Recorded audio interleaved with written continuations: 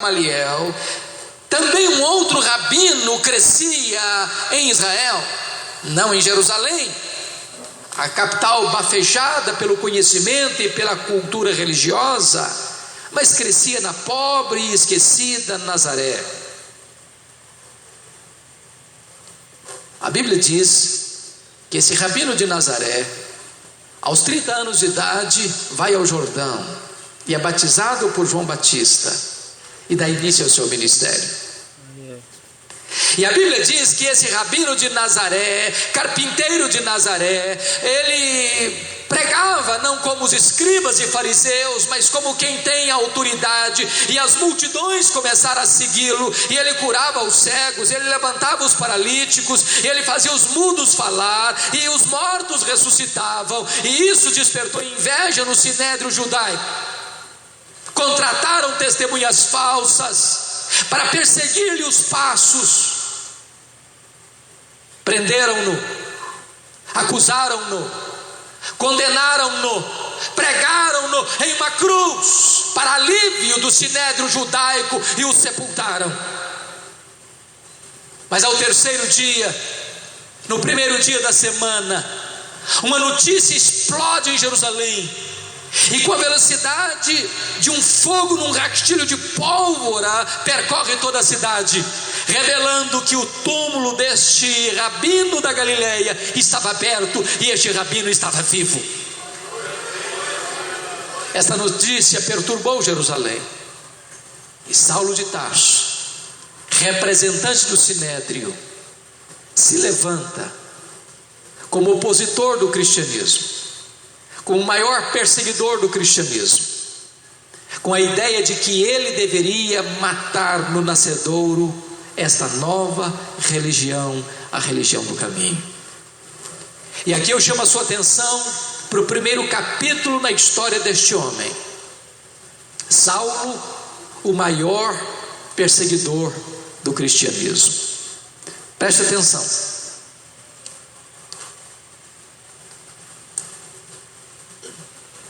O Novo Testamento nos dá dois retratos de Saulo. O primeiro retrato é que ele é apontado como uma fera selvagem. Se você notar no capítulo 9, versículo 1, diz que quando ele vai a Damasco, ele vai respirando ameaças e morte contra os discípulos. E essa palavra no grego traz a ideia de uma fera selvagem que, bufando de raiva, salta sobre a sua presa para devorá-la. Ele era uma fera selvagem. Se não, vejamos 1 Timóteo 1,13, ele mesmo se define como um homem insolente, blasfemo e perseguidor. 1 Coríntios 15:9, ele diz: eu sou o menor dos apóstolos, porque eu persegui a igreja de Deus.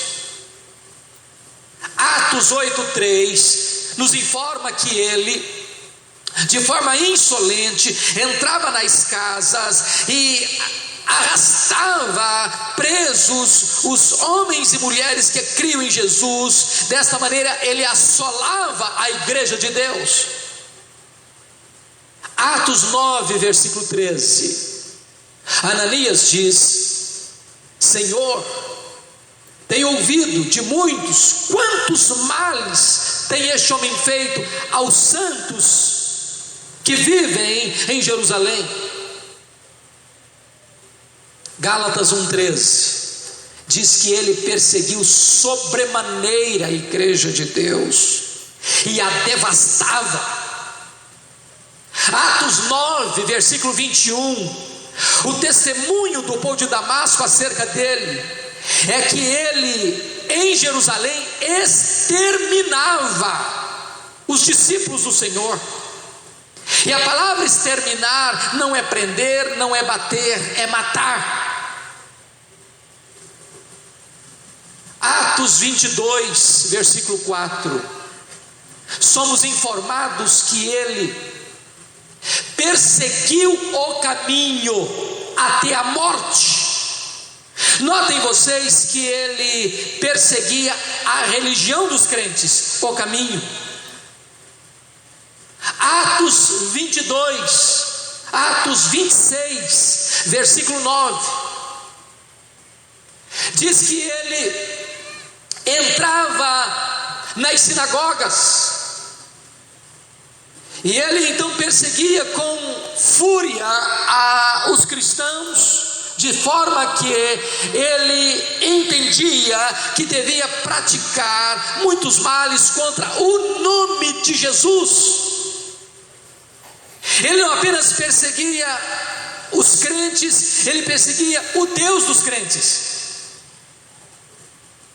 Mas Atos 26, versículo 10, somos informados de que ele assim, recebendo a autorização dos principais sacerdotes, encerrou muitos, não poucos, muitos dos santos em prisões, e contra estes muitos dava o seu voto para matá-los.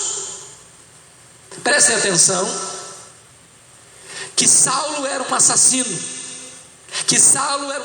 em série, que ele mandou matar não poucos, mas muitos crentes em Jerusalém. Diz ainda o texto em Atos 26, versículo 11, que muitas vezes, não poucas vezes, muitas vezes os castiguei por todas as sinagogas. Em outras palavras, ele não respeitava domicílio doméstico, porque entrava nas casas, e ele não respeitava lugares sagrados, porque ele entrava nas sinagogas, e lá dentro das sinagogas ele os castigava, ele os açoitava. E diz o texto ainda no versículo 11 de Atos 26, que demasiadamente enfurecido contra eles,